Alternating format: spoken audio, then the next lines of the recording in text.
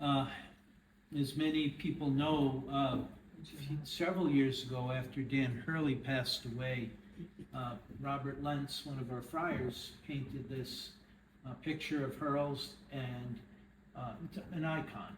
And when it's meant to be a holy picture with, Mike probably can explain a little more about the art, but an icon is a glimpse into eternity. It's supposed to be a window that you can spend some time with. And in Greek, this means Holy Daniel. And so this is Dan Hurley's icon. And Robert asked us a few months after Dan Riley passed away if we would like to have an icon of Dan Riley as well. And the answer was a resounding yes. And so he'd been working on one. He said he didn't know Dan Riley all that well, but he almost felt as though Dan was speaking to him while he was painting. And so this is going to be now an unveiling of this new icon of Dan Riley. Joe, could you just maybe grab the other side of that? So this is Dan Riley.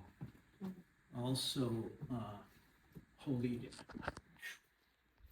Holy Daniel as well, and this being the just year anniversary since he passed away. So the heart full of fire, and in fact, when he chose the name Daniel for religious life, he liked it because Daniel was a man of passions, and so we now have both our founders here on either side in our in our holy wall here of holy people.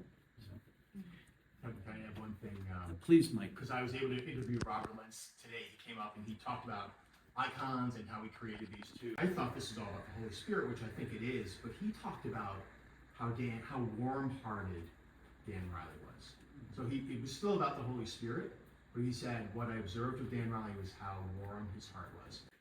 The founders may be gone, but the foundation that they lay down is very strong, and the roadmap they gave us, the blueprints they gave us, are being followed. And the mountain is continuing to be a family and a very strong place, and people are wanting to still come. So we are here.